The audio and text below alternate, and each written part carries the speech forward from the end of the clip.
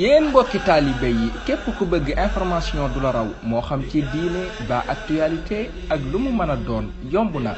da ngay bës s'abonner bës cloche de notification bi abonné fii ci touba.net. touba.net, une chaîne d'actualité culturelle, religieuse et information. touba.net, la voix du mouridisme. waaw ginnaaw bu ñu nuyoo ñëpp rek ñu ngi am mbégte ak contentement ci ñëw fii ci Digne nga xam ni day dëkk boo xam ni dafa bokk ci commune Thilmakha te yàlla dogal ñu jiite commune ba comme ni ko waxee léegi rek ñëw fii ci ñaari anam ci jiitu mooy ñëw fii ci tànki doom ñëw di ziar si baayam ndax njureel bu sëñ bi am ci ñun di ci tegu ñu ñëw fii ñëw tànki nekk le premier magistrat de la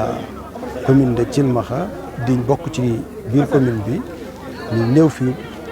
ci saafonte ak suñu ay responsable ak saafonte ak mbooleem dëkk yi ñi fi dëkk ngir bokk ak ñoom bis bi loolu moo waraloon tànk yi nekk tànk yi ziar rek ak tànk yi mbégte ngir màggal bis bi. ndax am nga yenn projet yoo xam naa la nga leen ko pour màggal gi ñëwatee nga mën loolu ci mën a jàppale laa ci xeetu yoon wala ndox mi. waaw Digne ku ne xam na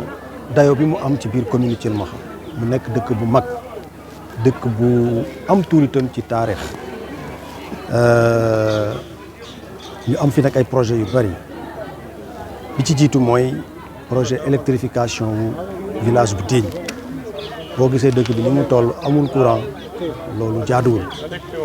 ci programme bi nga xam ni moom la président Macky Sall teg te waa PUDC jiital def di ko doxal muy électrification de 2000 villages yàlla dogal na dugal nañ ko ci biir programme boobu ba defe naa boo duggee ci penc mi di nga seen poto yi ñëw na entreprise bi ko war a liggéey ñëw nañ fii def nañ seen liggéey ba defe naa ci diir bu gàtt dinañu ñëw fanu yemoon dinañ fa tàmbalee pour mën ko eggale mu tàkk ay téq-téq ay jafe-jafe administration rek ak lenteur yi moom moo taxoon mu yéex waaye léegi ni ko sëñ bi waxee woo na kilifa yi nga xam ne ñoo ko yor ba joxe nañ seen kaddu ci ne ginnaaw bu ñu génnee ci lii ñu nekkoon rek muy 2023 2022 bi ak vote budget bi dinañ entamé waat liggéey yi yeggale ko ci wàllu santé itam mi ngi fi nësax a defar beneen poste de santé fii ci Digne muy nekk 3e poste de santé ci commune Thilmakha booy dugg dëkk bi rek entreprise bi commencé na teg na briques yi mi ngi commencé def ay brigam ci wàllu éducation itam ñi ngi defar mur de clôture école bi loolu yëpp nag li ko sabab mooy yéene ju ñu am ci Digne ak ndigal luñ ci sëñ bi jox ngir ñu téye waa Digne yoon wi itam entreprise bi koy defar commencé na gis ngeen niñ ko xàllee ñi ngi ci muy yoon wi jóge Thilmakha jaar Digne dem ba yeew yooyu moo nekkoon ay projet yoo xamante ni ne à court terme yu ñu tegoon pour yeggale ko ci biir Digne loolu moo nekkoon kaddu yi kon ñu sant rek te